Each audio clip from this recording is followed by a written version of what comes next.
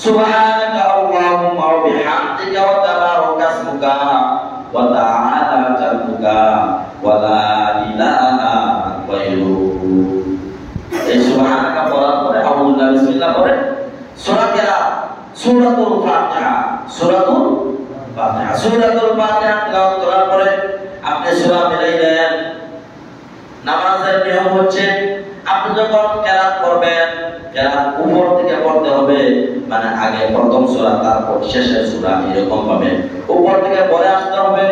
যদি আপনি প্রথম নিচের সূরা পড়েন এরপর উপরের সূরা পড়েন তাহলে নামাজ মাকরুহে তাহরিমি হবে। এরকম ভাবে নামাজ পড়লে নামাজের মধ্যে খলল হয় কি হয় না? নামাজের মধ্যে এই ভুলগুলো করা যাবে না, মাকরুহে তাহরিমি করা যাবে না। আমরা আরেকটি সবথেকে বড় ভুল করে থাকি সেটি হচ্ছে জুমা বারে যখন আমরা নামাজ পড়ি, জুমা বারে যখন নামাজ পড়ি, নামাজ শেষ হলে কি ফরজ নামাজ পড়ে বের হয়ে যায়, অন্য মানুষ পিছনে সুন্নতের মধ্যে দাঁড়িয়ে যায়। অনেক মানুষ কি করে নামাজের সামনে হেঁটে চলে যায়, যায় কি যায় না? এটা হচ্ছে মাকরুহে তাহরিমি, মাকরুহে তাহরিমি। এটা করা যাবে না। কেউ যদি পিছনের কাতারের মধ্যে নামাজের মধ্যে দাঁড়ায়, যে সামনের কাতারের মধ্যে থাকে, ওই ব্যক্তি সালাম না ফেরানো পর্যন্ত আপনি অপেক্ষায় থাকবেন কখন সে সালাম ফেরাবে। যখন ওই ব্যক্তি সালাম ফেরাবে তখন সময় আপনি সামনে হেঁটে যাবেন। আর যদি ওই ব্যক্তি নামাজের মধ্যে থাকে আপনি সামন দিয়ে হেঁটে যাবেন না। এটা মাকরুহে তাহরিমি। প্রিয় ভাইরা আমার, আপনি উপর থেকে নিচ দিক দিয়ে সূরা কেরাত পড়ে আসবেন। আপনি 2 রাকাত শেষ করার পরে আবার 2 রাকাত পড়বেন, মোট 4 রাকাত পরে এই দোয়াগুলো করবেন। সুবহানাল মুলকি ওয়াল মালাকুতি সুবহানাল ইজ্জাতি ওয়াল আজমাতি ওয়াল হাইবাতি ওয়াল কুদরাতি ওয়াল কিবরিয়াতি ওয়াল জাবারুত সুবহানাল মালিকিল হাইয়িল লাযী লা ইয়ানামু ওয়া লা ইয়ামুতু আবাদান আবাদা সুবহানাল কুদ্দুসুর রব্বুনা ওয়া রাব্বুল মালাইকাতি ওয়ার রূহ। সুবহানাল্লাহ। এইরকম কত রাকাত নামাজ পড়বেন? 20 রাকাত। কত রাকাত? 20 রাকাত। আর তারাবির নামাজ পড়বেন মসজিদের মধ্যে। কোথায় পড়বেন? মসজিদে। বাড়িতে পড়লে তো আমাদের ভুল হয় কি হয় না? সূরা কেরাতের মধ্যে ভুল আছে, দোয়া দুরুদের মধ্যে ভুল আছে। আর ইমাম সাহেবের পিছনে যদি তারাবির নামাজ পড়েন ভুল হবে না। এই জন্য তারাবির নামাজ খুবই গুরুত্বপূর্ণ একটি নামাজ। বলে সুবহানাল্লাহ। প্রতি রাকাতে যদি আমরা ১৩,০০০ সওয়াব পাই, প্রতি সেজদা যদি ১৩,০০০ সওয়াব পাই, তাহলে বলেন তো 20 রাকাত নামাজ পড়লে হাজার হাজার সওয়াব। বলে সুবহানাল্লাহ। এই সওয়াব আমাদের দরকার আছে না? আপনি হাসরের ময়দানে একটি নেকির জন্য দৌড়াদৌড়ি করবেন, একটি নেকির জন্য দৌড়াদৌড়ি করবেন। কেউ আপনাকে দিবে না। বাবার কাছে দিবেন, বাবাই বলবে আমার কোনো সন্তান হয়েছিল না। স্ত্রীর কাছে দিবেন, স্ত্রী বলবে আমার তো বিবাহ হয় নাই, বিবাহ হয় নাই। মেয়ের কাছে যাবেন, মেয়ে বলবে আমার কোনো বাবাই ছিল না, আমার কোনো বাবাই ছিল না। আপনি বাবার কাছে যাবেন, বাবা বলবে আমার কোনো সন্তান হয়েছিল না। যার দিন চিন্তা নিয়ে যার দিন ব্যস্ত বলবে ইয়া নাফসি ইয়া নাফসি। ওই দিন আপনি একটা নেকির জন্য আপনি জান্নাতের মধ্যে যেতে পারবে না।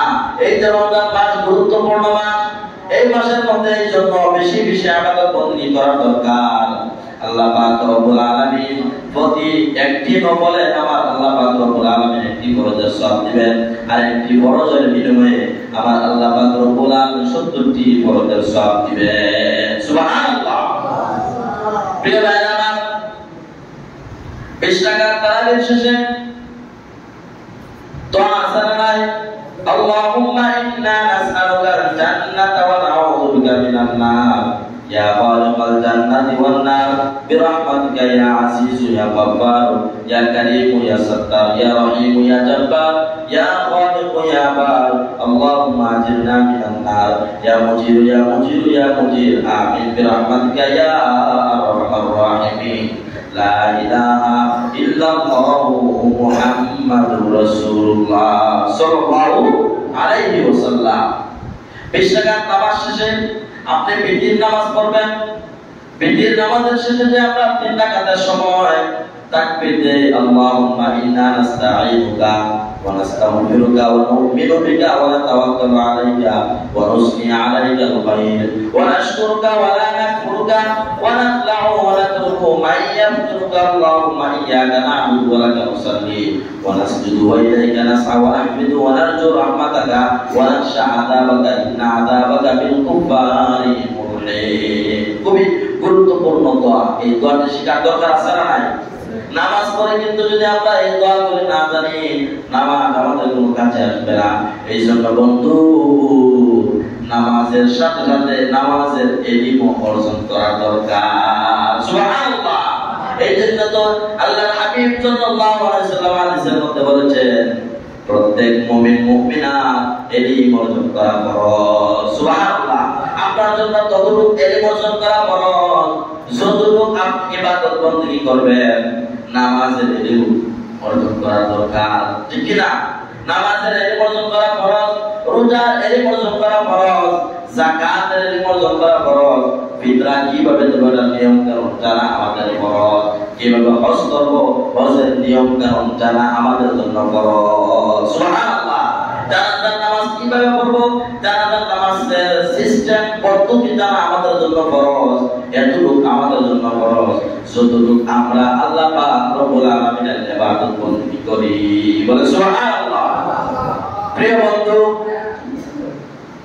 যে কথা বলতেছিলাম, আমরা যখন রোজা রাখবো, রোজার নিয়ত আছে না নাই? নাওয়াইতুন আসুম্মা বাদান মিন শাহরি রমাদান আল মুবারাক ফারদুন লাকা ইয়া আল্লাহু ফাতাকাব্বাল মিন্নি ইন্নাকা আনতাস সামিউল আলিম। সুবহানাল্লাহ। নিয়তকে গুরুত্ব দিতে হবে। ইফতারের তো আছে না, সামনে যখন ইফতার দিয়া আল্লাহ পাক রব্বুল আলামিনের কাছে দাঁড়াইবে, এই যে সামনে ইফতার নিয়ে তো আল্লাহ তাআলার সামনে দাঁড়ায়, ঠিক কি না? কার সামনে দাঁড়ায়? আল্লাহ তাআলার সামনে। আল্লাহ তো দেখে। বলে সুবহানাল্লাহ।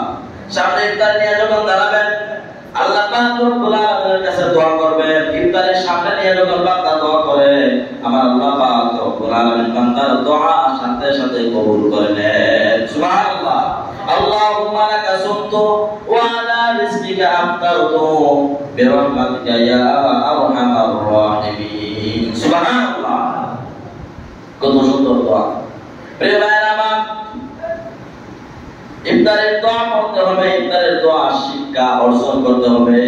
আর একটি বিষয় গুরুত্বপূর্ণ মাসালা, সেটি হচ্ছে যখন সূর্য ডুবে যাবে, সূর্য ডোবার সাথে সাথে ইফতার করা নেওয়া সুন্নাত। সুবহানাল্লাহ।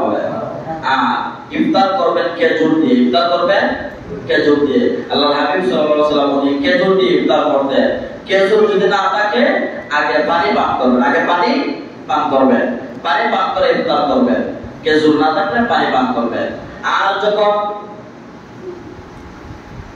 সাহরের সময় যখন শেষ হয়ে যায়, মাইকের মধ্যে আওয়াজ হয়, মুয়াজ্জিন সাহেব ডাক দিয়ে বলে সাহরের সময় শেষ, ঠিক কি না? সাহরের সময় শেষ।